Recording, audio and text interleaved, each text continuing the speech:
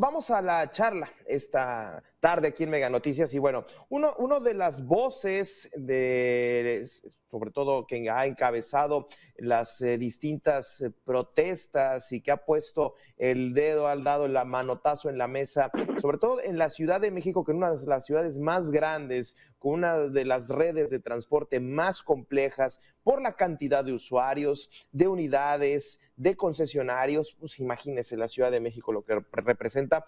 Pues le doy la bienvenida a Nicolás Vázquez, él es dirigente de Fuerza Amplia de Transportistas. Nicolás, dirigente, gusto saludarte, bienvenido. Gabriel, muchas gracias, buenas tardes a ti y a todo tu auditorio.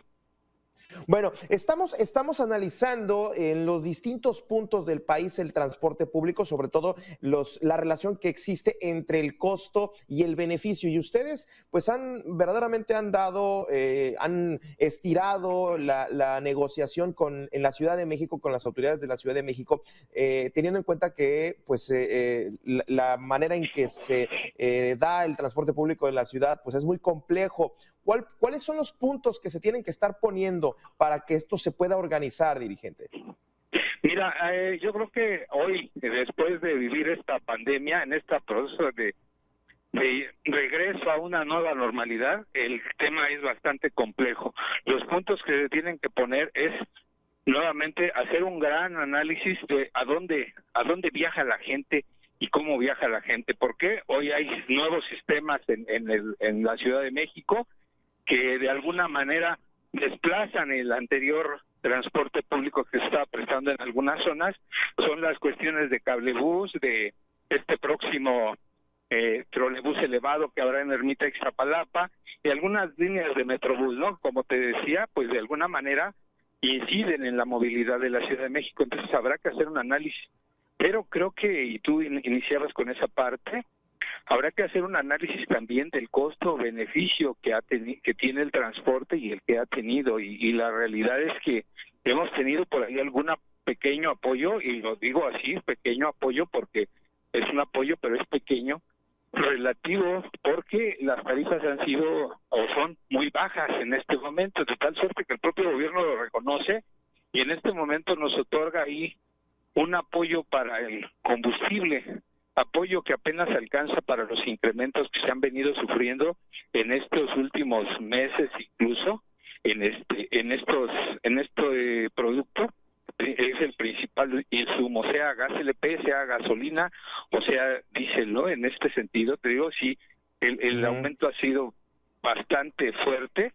Y bueno, la verdad es que hay un pequeño apoyo, pero como te digo, habrá que hacer un análisis porque también la afectación por la propia pandemia es una afectación bastante grave. Hoy no está viajando el número de personas que viajaba antes de la pandemia. Hoy esta parte de hacer el home office, trabajar desde casa, pues ha pegado en muchos lugares y la realidad es que, como te decía, no estamos moviendo el mismo número de personas, situación que impacta también en la recaudación que tenemos en las organizaciones de transporte.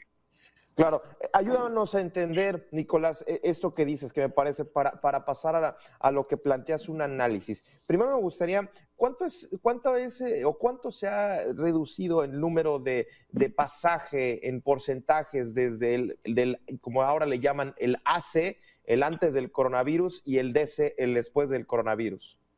Después del coronavirus, a este momento yo creo que hay una disminución de aproximadamente del 20%, en algunos lugares un poquito más, del 25% del número de pasajeros que se movía, el número de viajes persona a día. Impacta más las zonas, obviamente las zonas que son oficinas, ¿no? Porque es donde se dejó de mover un poco más de gente. Las zonas donde son trabajos, no sé, en dependencias, en el centro, donde son comercios y esto, se está volviendo a regenerar el trabajo, la movilidad, pero hay zonas en donde te digo que es impactante esta situación y por eso decir replantear para ver cómo nos vamos a mover incluso en el futuro. Oye, ahora sí, tú pones en la mesa el tema de hacer un análisis. ¿Quién lo debe de hacer? ¿El gobierno, ustedes, empresas privadas o una especie de triple hélice en donde puedan participar todos, porque de pronto cuando intervienen demasiadas voces, de pronto como que es muy difícil ponerse de acuerdo. No digo que no se pueda, pero tú, ¿cuál consideras que tendría que ser, hablando de rutas, la ruta para este análisis? Yo creo que la última que proponías, en donde los tres ejes estén, solamente que hay que buscar la forma de coordinar estos esfuerzos. Una parte es la evidentemente técnica, que tiene que ver con rediseñar la red, y en donde ya el gobierno de la ciudad, por lo menos en comentario, decía que ellos iban a tener que entrar en ese tema. Tiene que ver también con el tema de cómo participa el actual concesionario, porque el actual concesionario como tal es lo que tiene en el transporte, es su fuente de ingresos, es su fuente de vida de alguna manera. Entonces, pues no puede desaparecer así como de la noche a la mañana, sino más bien como este grupo de gente que ha estado prestando su servicio, no sé, por 20, 30 o 40 años en algunos casos, se inserta en este nuevo tipo de servicios para prestar un servicio de transporte que sea pues más moderno y más eficiente, pues prácticamente lo que requiere ya la Ciudad de México en este nuevo retorno hacia una nueva normalidad.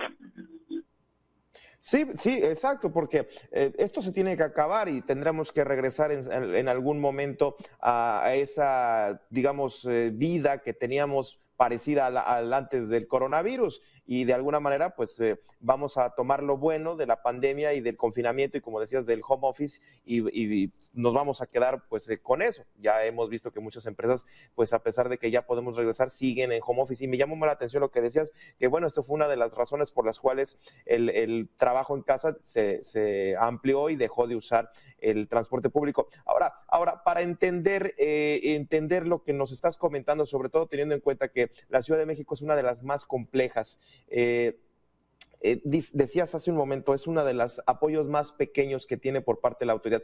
¿Qué tipo de apoyo, además de este, ustedes añadirían en este análisis? ¿Una redistribución de rutas?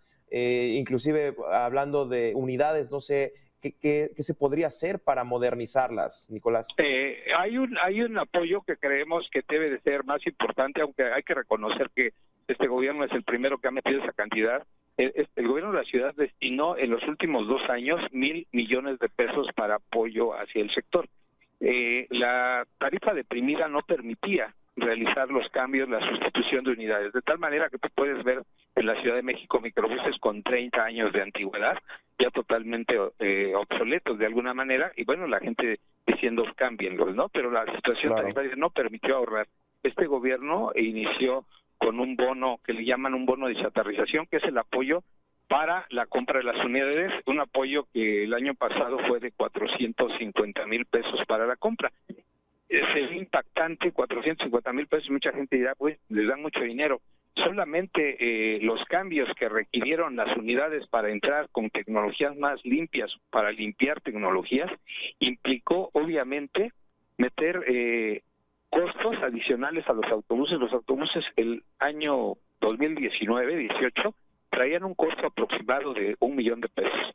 En este momento el costo del autobús anda sobre 1,600,000, 1,700,000 pesos, dependiendo de la marca y dependiendo también un poco de las dimensiones. Tú puedes encontrar vehículos pequeños para, no sé, 33 personas, vehículos medianos para 60 personas y vehículos grandes para 90 personas. Entonces, dependiendo de esto, ¿de qué dependerá la dimensión y obviamente el costo? Pues también de esta situación de estudios que se realicen. Por eso te decía que es una situación combinada, porque incluso los concesionarios tendremos que entrar en una situación de capacitación y entendimiento o razonamiento diferente al que teníamos. Un razonamiento en donde podríamos tener que juntar, no sé, a 2 concesionarios, por ejemplo, para hacer una ruta en donde la unidad sea un poco más grande y permita mover más gente con el mismo costo, de alguna manera, o prácticamente el mismo costo de operación, porque serían los mismos operadores y casi la misma cantidad de combustible,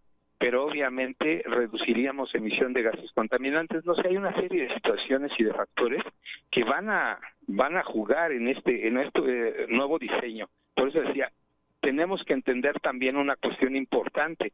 Tú dices, es una ciudad compleja, sí, tan compleja que ya no es una ciudad, ya no es la Ciudad de México, ahora ya es un área metropolitana. Exacto, Los viajes que se realizan en las zonas periféricas prácticamente se mantienen, son los que se han recuperado un poco más, donde la pérdida solamente es del 20%, en algunos lugares ya incluso del 15%, porque la situación de actividad económica ya se regeneró. Es la gente que viene a trabajar a la Ciudad de México, los dormitorios que tenemos hoy, no más más en las zonas periféricas, y que viene, entonces esa gente ya regresó. Te digo, las zonas afectadas, un poco más las zonas del centro, que se han despoblado un tanto, la gente se ha ido desplazando en un crecimiento horizontal de la ciudad. Entonces todas estas partes juegan un papel importante. No es un tema no sencillo, muy complejo, claro. Por eso mencionábamos, tienen que participar o tenemos que participar todos los actores, claro. Usuarios. Oye, diciendo, pues nosotros viajamos de esta manera, transportistas decidiendo una participación activa en estos procesos y no solamente como una situación contestataria de no y no y no quiero. Exacto. Sino sí. Oye, una pregunta ya para cerrar, para tener una idea, y la gente que nos está viendo fuera de la Ciudad de México y del área metropolitana, ¿de cuántas unidades estamos hablando que circulan diariamente, unidades de transporte público, para tener una idea de la magnitud de este sistema? Híjole, solamente en la ciudad, que es el número exacto que tengo, aproximadamente circulamos 25,000 unidades de transporte público. Esto incluye, obviamente, el transporte colectivo, el transporte de Metrobús y transportes eléctricos RTP. Básicamente estamos hablando de 5 a 30,000 unidades que circulan en lo que es concesionadas solamente por el Distrito Federal, más un número posiblemente muy similar que esté ingresando de todas las zonas periféricas. Hablamos del Estado de México, del Estado de Morelos e incluso algunos del Estado de Hidalgo, ¿no? Sí. Que se concentran hacia acá. Bueno, dirigente, pues eso se lo preguntaba precisamente para tener una visión y una idea de lo complejo verdaderamente que es no la Ciudad de México, sino verdaderamente el área metropolitana de la Ciudad de México. Muchísimas gracias, al dirigente de la Fuerza Amplia de Transportistas, Nicolás Vázquez. Gracias. Gabriel, para servirte, gracias a ti y a todo tu público. Buena tarde.